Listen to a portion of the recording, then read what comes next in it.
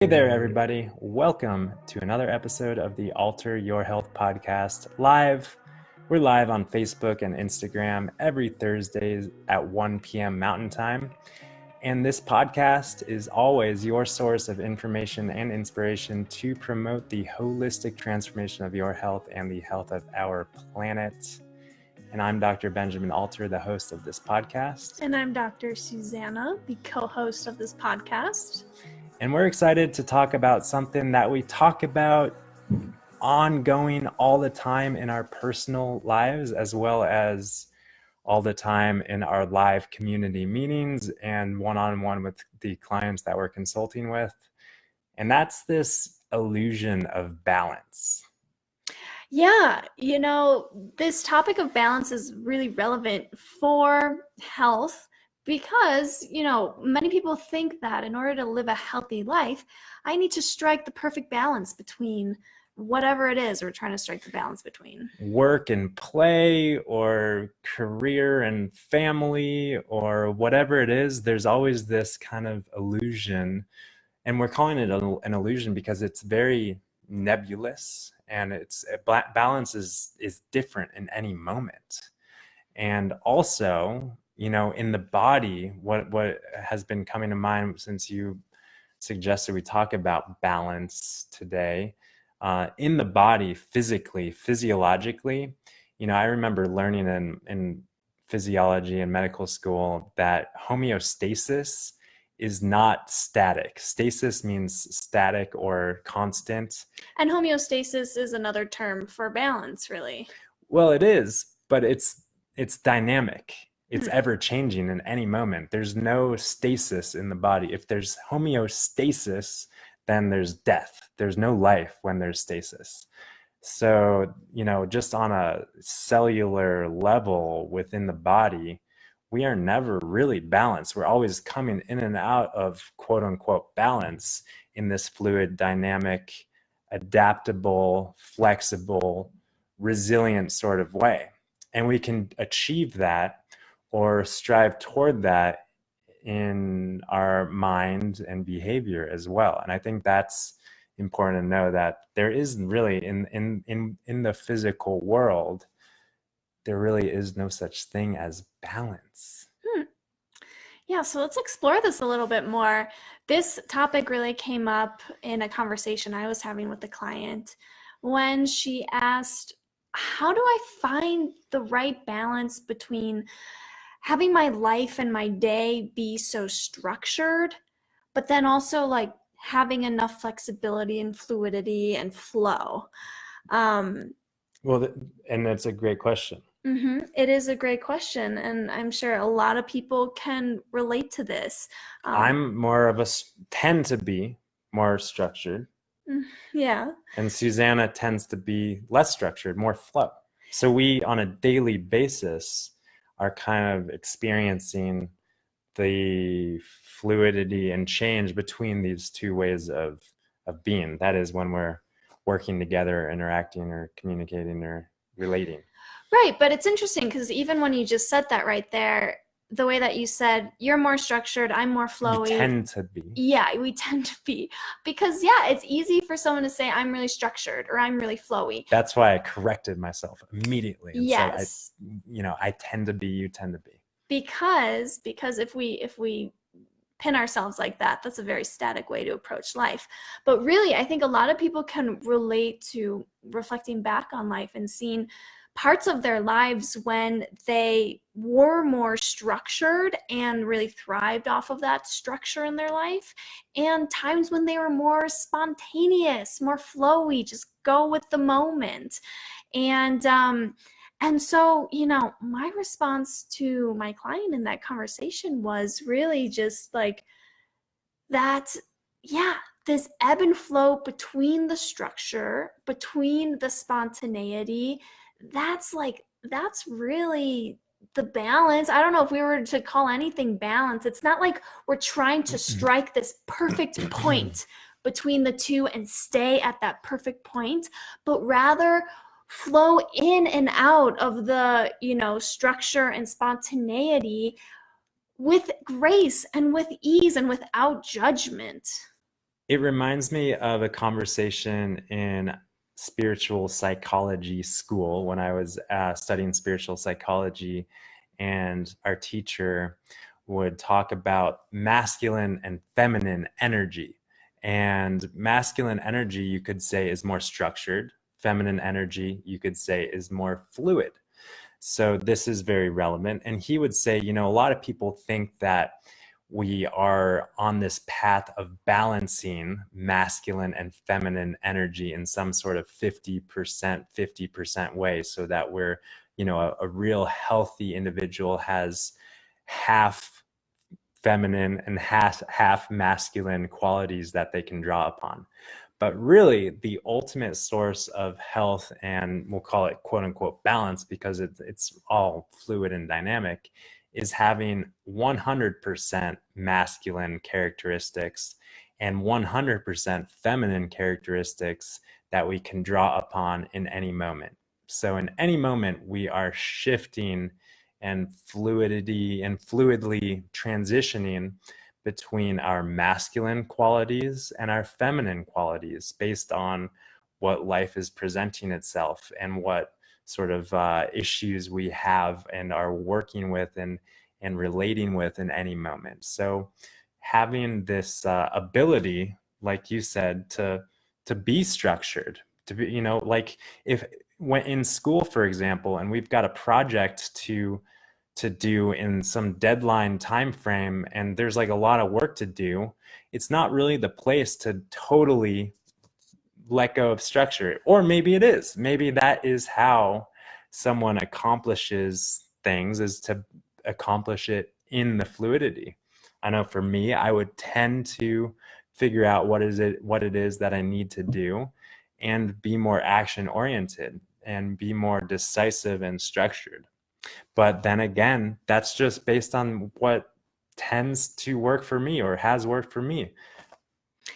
Yeah, and I think really what it comes down to for each individual is figuring out what works for you in that given moment, in that unique situation that you find yourself in. Because yeah, for me, I can relate back to when I was an undergrad, and I remember I had such a structure. Every day was filled with different events, school events, social events, extracurricular events. At one point, a friend was telling me, and in a very non-judgmental way, he was one of those more kind of spontaneous characters, really relaxed, really laid back, and he was just kind of observing, like, wow, Susanna, I've never just like stopped and chatted with you. Whenever I cross paths with you, you're like running to the next thing. And that was my life in college, and I was thriving off of it. Yeah, and there's nothing, that's exactly like just how you preface that. There's nothing wrong with that. Right. And I think that a lot of people with their personalities can get stuck in their personality and think, oh, I'm just this kind of person. Oh, I'm just this kind of person. But and I do that too. I get stuck in my personality characteristics and traits and tendencies. But I feel like a really healthy direction to evolve and grow into is being transcendent to personality traits and characteristics and open to act upon and be inspired by whatever sort of dynamic energy is flowing through and inspiration is flowing through in any moment. Mm-hmm. And I think that this conversation and this illusion of balance sort of thing has a lot to do with health for many reasons. Obviously, we want to cultivate a healthy relationship with ourselves. We don't want to unnecessarily stress and criticize ourselves and want to be different. We want to cultivate self-acceptance and self-kindness and self-love. That's obviously very healthy. And also in more physical world reality, oftentimes when we're talking about healthy lifestyle, a healing diet, a cleanse like we're in the middle of now, any other sort of healthy behavior, the topic of balance often comes in as well. You know, some people say, oh, I'm going to balance, you know, this salad with, you know, a ice cream or something. Or usually it's the other way around. I'm gonna balance this Yeah, ice cream. I'm not good at doing these balancing equations. Or I'm going to balance this hard workout, this run, this trip to the gym with you know, a margarita and cheese fries. There's a thing, French fries.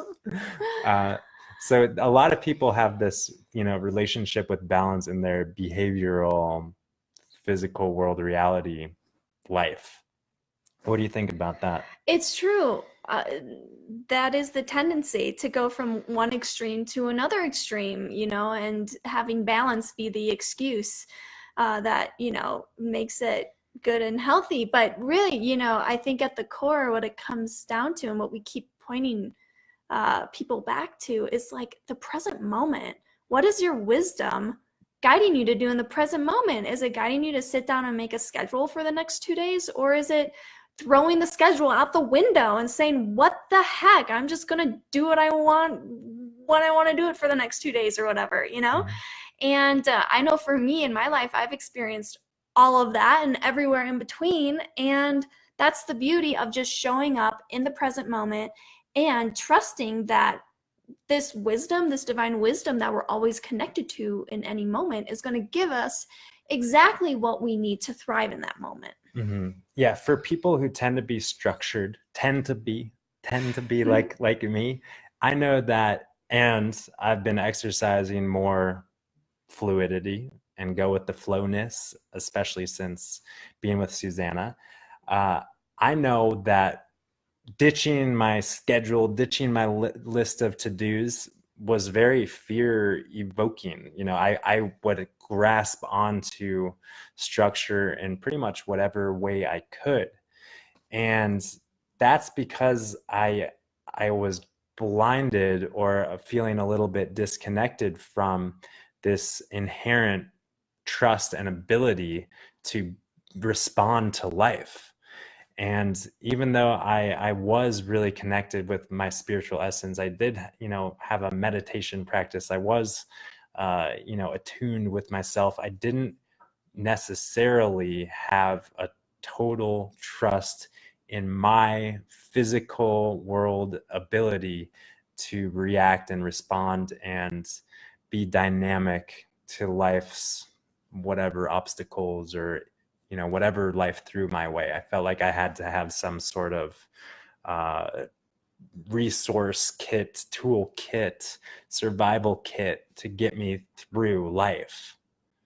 You mean the discipline, the structure? The discipline, the structure, and, you know, having like having a first aid kit when you go out hiking, or, you know, when you go out into the world. It's important to be equipped. It's important to be prepared, you know, be a Boy Scout. So are you saying your first aid kit were all those tools? Like the meditation, is that what you're saying? Yeah. Like it's important to have your tools and skills, but having a relationship with them that's relaxed, that's fluid, that allows you to be present in your life, you know, rather than being reactive to, oh, this happened, that means I've got to, I don't know, journal or something. Yeah, and I think what I'm also hearing you say, Ben, is how, like, for a long time you were really into your structure of all of your practices, all of your spiritual practices, and also probably, you know, how you were taking care of your physical body. You were very structured. And for a long time, it was really serving you. It was like, yes, I want to sit down on this meditation cushion every morning because it makes me feel great and blah, blah, blah, blah. But then at a certain point, it just became habit. And you almost kind of lost the real authentic intention of like, this is what I want to do right now. The mindfulness became mindless. Yes. The mindfulness activities that we associate with being mindful became habitual and mindless. And I think for me, that's where being spontaneous and fluid and dynamic comes in, because it allows me to be more mindful, be more present. What's coming to mind is like for someone who has a scheduled or not scheduled, but a routine trip to work or to school or to the grocery store. You take the same streets every day. You see the same people. You're on this kind of autopilot transit track throughout your life. You can drive to the store, get to work, and say like, "Oh, how did I get here? Like what what just happened?" But when we mix things up and when we allow ourselves to be more dynamic and fluid and present in our life and spontaneous, then it allows us just inherently to be a little bit more mindful, because we need to in order to survive. When we're running on autopilot and just being, operating in habit, we can conserve energy by just putting ourselves on autopilot. That's kind of a protective mechanism that's built into the body to conserve energy, is to be mindless, because mindfulness takes energy. And that's to say, on that note, we don't necessarily want to or need to be 100% mindful all the time. In fact, that would probably be so impossible and energetically draining and demanding on the system that we probably wouldn't survive. We need to build in and create time that allows us to be a little bit mindless, but then flow back into life in a really present, mindful way. Yeah. Well, I kind of want to go back to what you said a few moments ago about how, because you tend to be more structured, when you consider letting go of that structure, can bring up some fear. And it has in the past. It has in the past. And it also seems like in the past, there's been a good amount of discipline to say like, okay, Ben, like we're going to do this thing we do every day, even though I might not really be wanting to do it. Yeah. And so I think a lot of people can kind of relate to those two things. I know I can. I remember with exercise, there was fear that, oh, if I let go of my exercise routine, I'm just going to become this blob on the couch. And we can relate this to all areas of our life. Some people are really kind of dependent on their discipline. But I think really what I always try to point people to is the truth that your inner wisdom and your inner guidance is never going to just let you become a blob in your life. Because like we're all here for a reason. We're all here to serve whatever that reason may be. And even if we have down days where we feel like a blob on the couch, eventually someday you're going to wake up and be like, oh, I'm inspired to go do this. And that's your wisdom coming in and, providing you the motivation and maybe the structure too that you need to get stuff done. So, structure isn't bad. Being spontaneous and structureless isn't bad either. Like they all have their place in serving you, in really serving your role in life. And yeah, so just back to the whole, like, we can take on being structured, we can take on being spontaneous. And like, what's funny is like, in saying that, I feel like there's more fluidity, because it's like, oh, we're fluid between being structured and fluid. But really it's like, well, back to that initial point in terms of the body and physiology and homeostasis being really a false term, and it's really more homeodynamic. So back to bringing that into our behavior and into our life, the dynamicness is our true nature. There is no structure is really not our true nature. Right. The dynamic ability to flow into and out of structure when we need it, if we need it, is what our true nature is. So I think that there are, what it comes down to, I think that there are more people suffering, quote unquote, from overstructure than there are people suffering, quote unquote, from understructure. I think that, and maybe that's not accurate. That's Maybe you think that because you've suffered more in the past from overstructure. well, and when I look into the world and see people fluid, it's like, yeah, maybe they aren't really achieving as much or doing as much or getting as much done. But that's just, my outside judgment. But they're certainly in life. They're certainly present in life. Yeah. Yeah. And we got a comment about like schooling and about just life, just the way life is structured in our society today. It definitely encourages us to create structure and to live with structure. So I think that, it's common to be overstructured much more so than understructured. It's true. And I Yeah. think it is true that there are more judgments in the world on being understructured. Considering being flowy and spontaneous as also being kind of lazy and that irresponsible. person needs to get their shit together. Yeah. Right. But I really want to make this important point and clarify this understanding that like the downtime when we're not actually like just doing tasks is really actually so crucial to charging up your creative kind of fuel tank.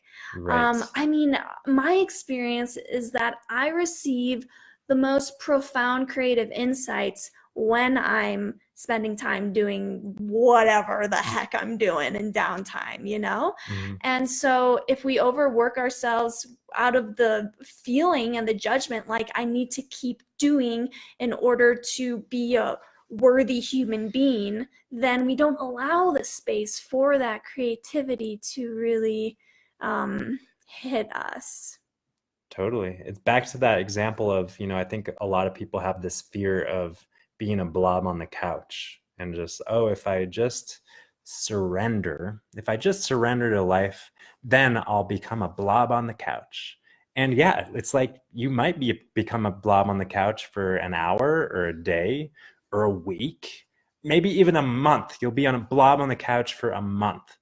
But during that blob period, that blob phase, there will be a lot of charging up. That is, if we are present with our blobbiness and we're not judging it, because that restricts our capacity to use that time to charge our batteries. But as we are present with our blobness, we're charging up, we're receiving inspiration and guidance to move and to act and to show up in our life in new and enhanced ways. Then that blob phase is so critical.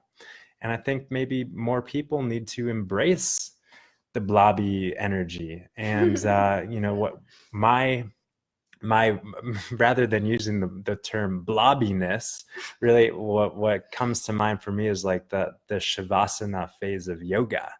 Life is not just doing posture after posture, pose after pose after pose, action. It's about letting go and relaxing and integrating what life has for us. And that's why restorative activities in general are so helpful. They allow us to unplug, so to speak, but not really unplug, but it just plug in differently, plug into the recharging station rather than plug into the draining station. So yes, these are good reminders for me. In a lot of times in these episodes, I have a tendency to share what I need to hear. And so thanks for the idea to talk about this.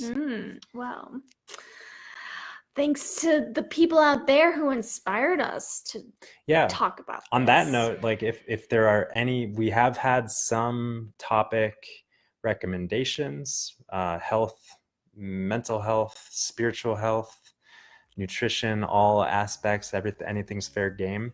And there are some things on the list that I am trying to divert to the real experts. So if you do have something that you'd like us to talk about, we're happy to do that.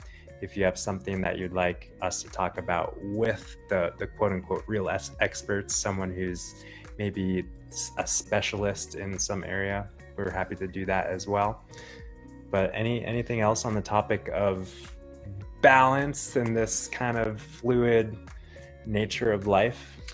I don't think so, but I do want to remind everyone out there that we have an amazing online 6-week self-paced course called Medicinal Living. Speaking of balance, you can weave this into your life and balance it into everything else that you're already doing, right? There's always room to do one more course. Yeah.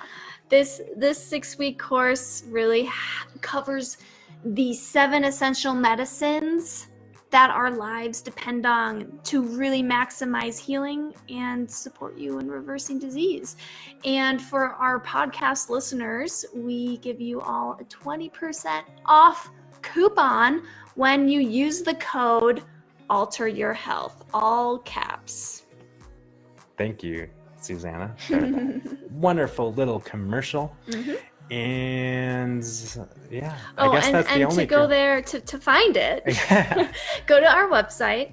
There's a tab that says course, and that is www.alter.health. And if you want to go directly to the course page, it's www.alter.health/course. Yep. And we've got a lot of other stuff going on. Like we said, we're in the midst of a cleanse. We intend to offer this sort of cleanse biannually in the fall and in the spring. We're welcoming the fall season with this hyper-nourishing, whole food, plant-based cleanse. It's been really a great experience thus far. We look forward to doing it again in the spring. And if you're interested, and if you're not already on our mailing list, it might be a great way to stay connected to what's coming on down the line. So you can do that as well at our website. And because we haven't mentioned this in a long time, but we are still accepting clients and patients to work one-on-one with us in the context of our holistic membership program. We don't talk about this that often, it's true. Yep. But one of our joys of being doctors is working with people one-on-one. We still do that, and we do enjoy it. Yes. So more information on our website, www.alter.health. Thank you so much for balancing us and weaving us into your day. We do appreciate you. And if this sort of information resonates, hits home, feels good, and you want to learn more, be sure to subscribe to our podcast wherever you're tuning in from. Be sure to follow us on either Instagram or Facebook at alter.health to join us live on Thursdays at 1 p.m. And also, if you feel like this sort of information would resonate and hit home with anyone that you know and love, feel free to share this, send it off to them in a text, an email, a conversation. We appreciate you for doing that. And we look forward to seeing you all next week. Same time, same place. Peace and love. Bye for now.